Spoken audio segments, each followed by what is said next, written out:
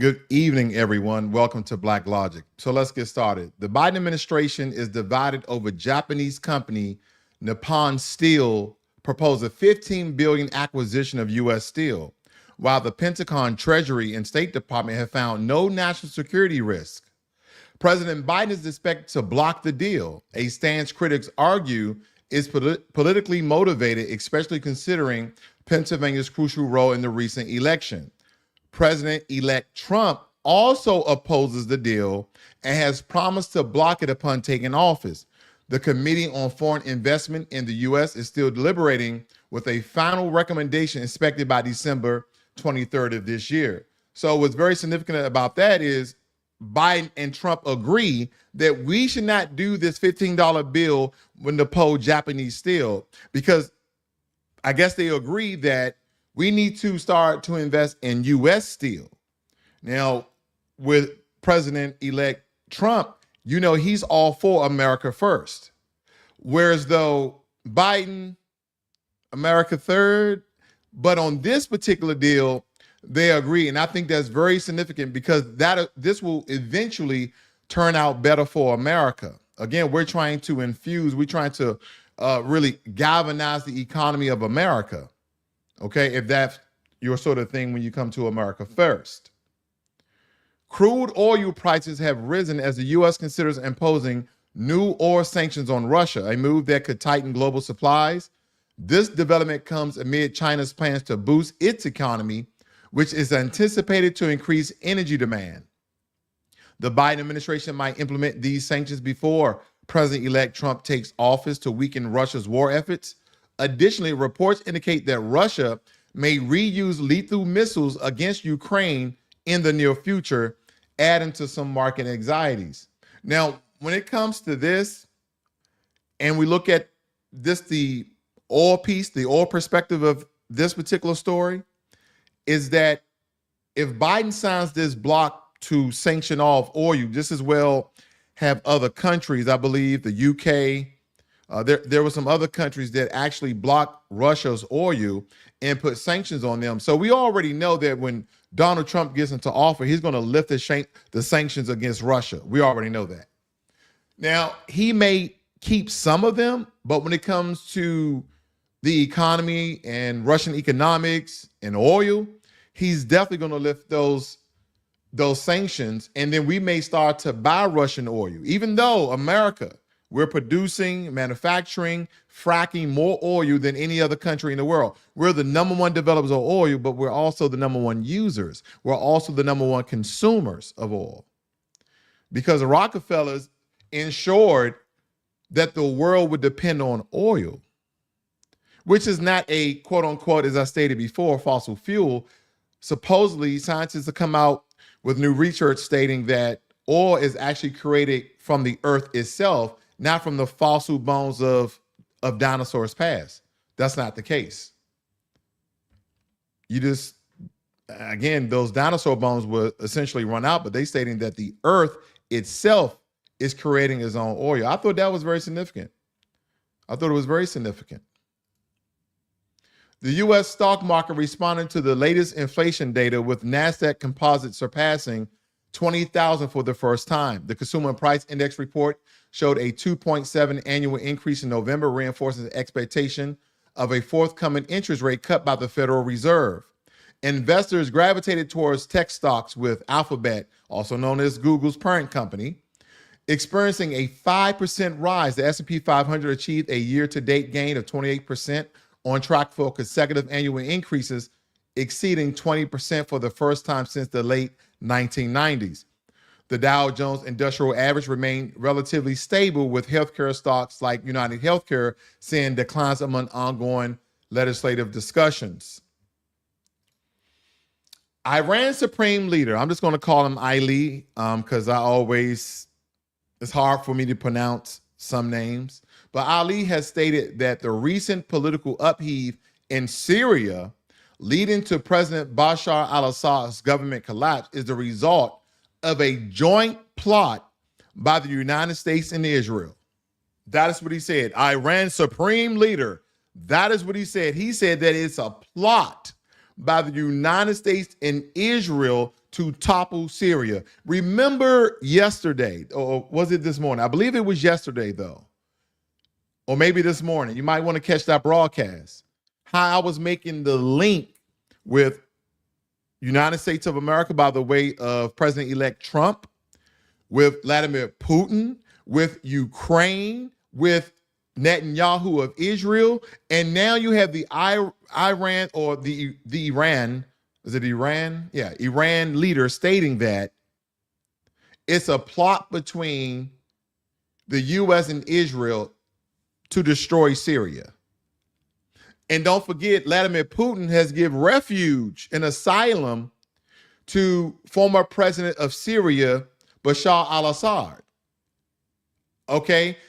And supposedly, Donald Trump and Vladimir Putin has a good relationship. And that's why President Biden is trying to impose all these sanctions before Trump gets in office. I don't know if there's any sort of airtight deal, airtight legislation, airtight whatever that Biden can do to stop Trump from revoking those sanctions. Like soon as he get in office, that could be one of his executive orders. All sanctions against Russia are lifted.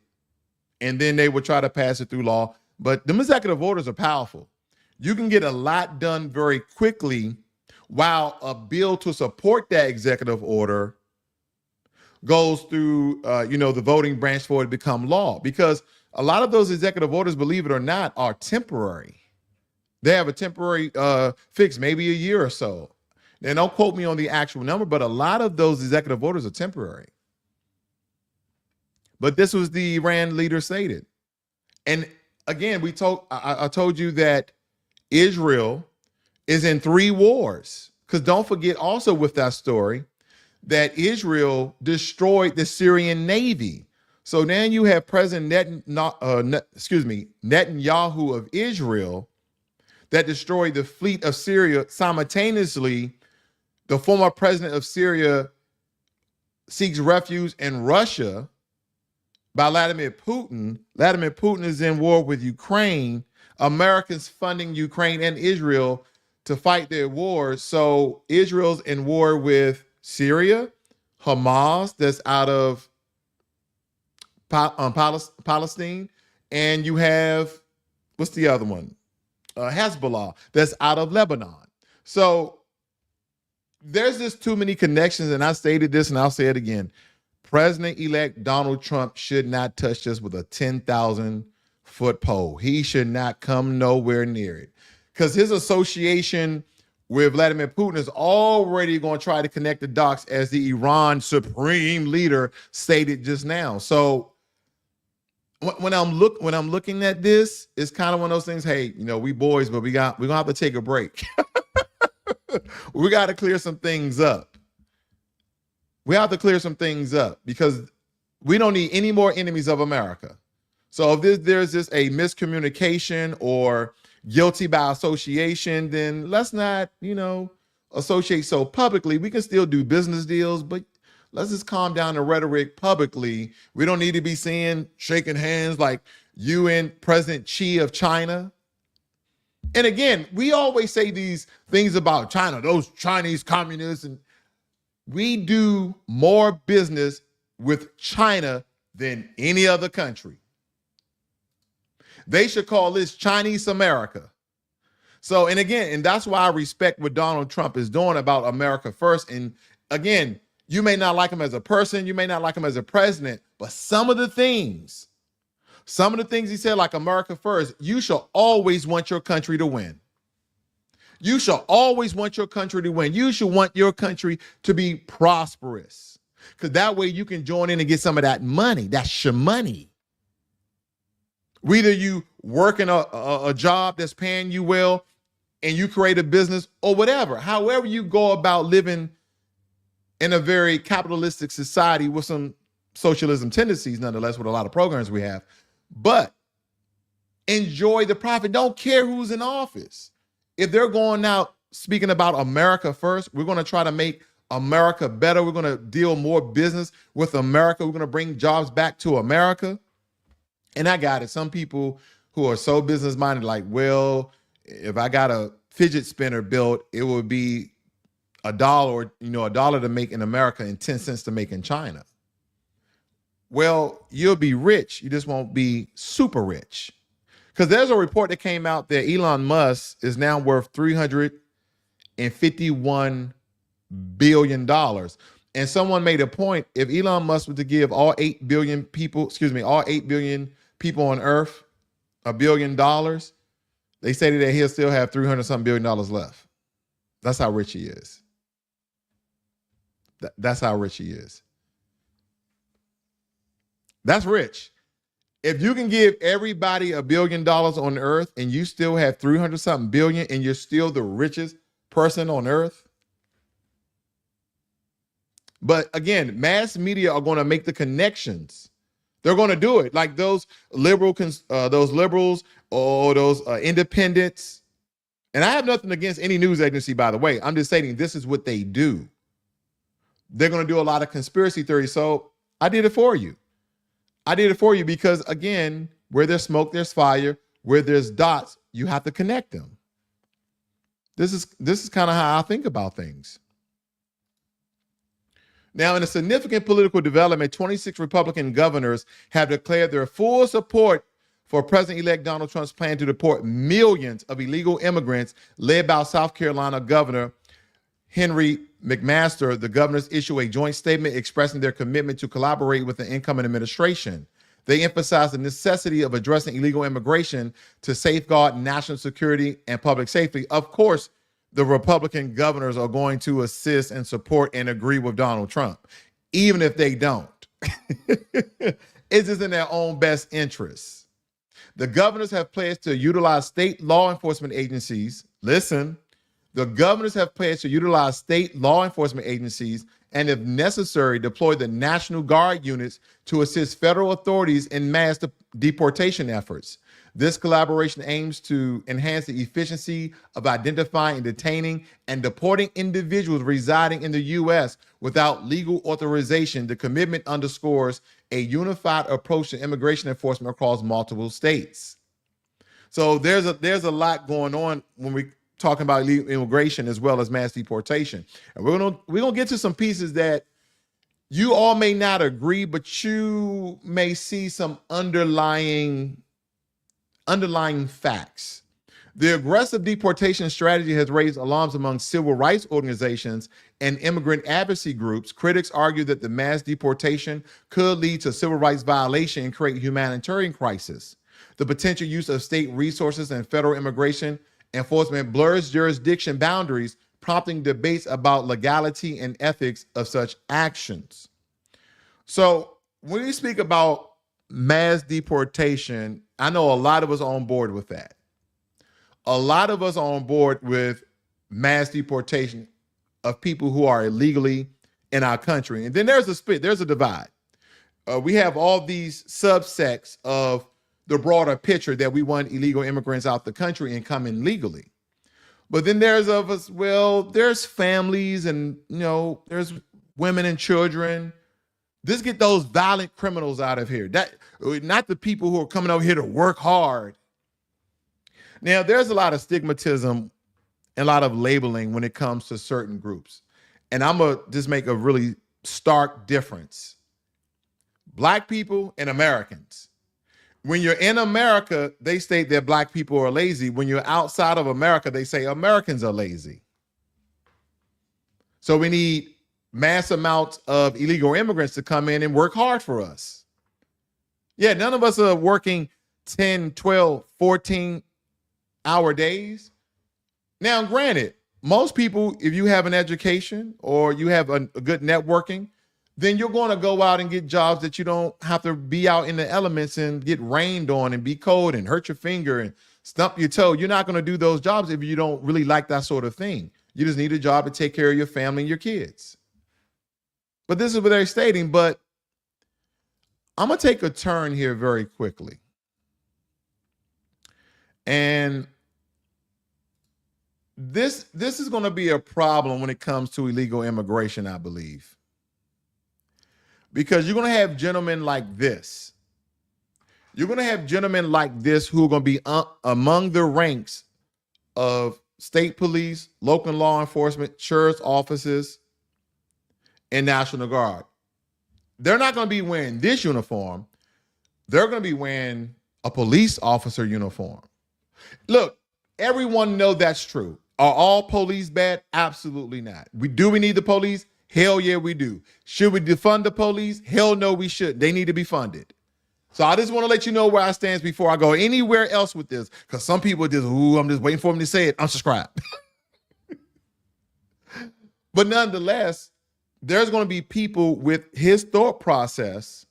And I really want Black Americans to listen in carefully, because this woman right here, she's not a Black American, but I want you to hear what he's saying. And let me know if there's any sound distortion. Please let me know if there's any sound distortion. Me, you're a nigger. That's it. Why don't you go back? If you love your country, why are you coming over here chasing dollars? If you I go back all the time. I hear all y'all people say, scream, we do the jobs nobody wants to do. We have nothing here in America. Y'all keep flooding it. But like God said, Yahweh himself says, we will chase you out of here, and it's going to be a thorn. Are you going to chase me out of here? No, we're going to burn you out. Are you going to burn me out? How are you going to do it? How are you going to do with 11 million immigrants? Don't matter. Hey, we killed 6 million Jews the last time. How are you? 11 million You're telling me that you're going to burn me? Yeah. No. You're sitting on my property now. Yes, it is your property. Yeah. And I do understand that I'm probably the first Black person immigrant here in your property. Well, first off, you said you keep it.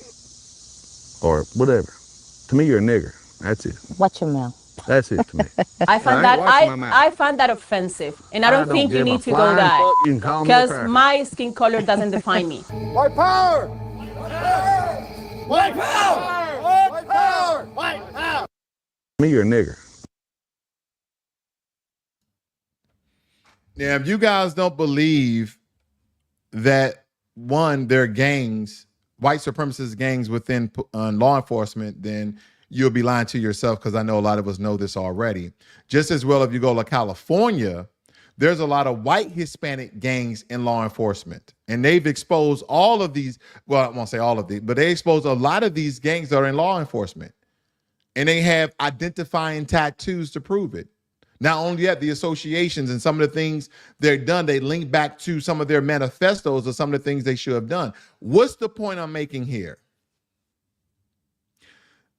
During mass deportation, this lady right here looks like a regular Black American woman to me until she opened her mouth.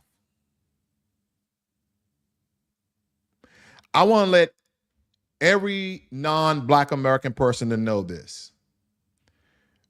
KKK member, white nationalist, doesn't matter your affiliation.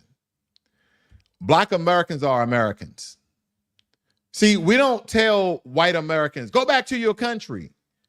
Because they're like, this is my country. This is our country too. We can trace our roots back since 1526. Now, the most common date that some people know is 1619, but we can trace it back 90 years before that, when 100 slaves were brought over here by Spanish conquistadors between South Carolina and Georgia. We're the first of slaves robbed before 1619. So when I see certain instances of non-Black people telling Black people to go back to their country who are Black American, who have hundreds of years in this country, not just 1 or 2 generations, since the inception, and fought in every major war. Yeah, there's Black soldiers, there's Black Marines. I'm one. There's Black sailors, there's Black airmen, Tuskegee Airmen. We know about these things. We know that the service that Black Americans have done.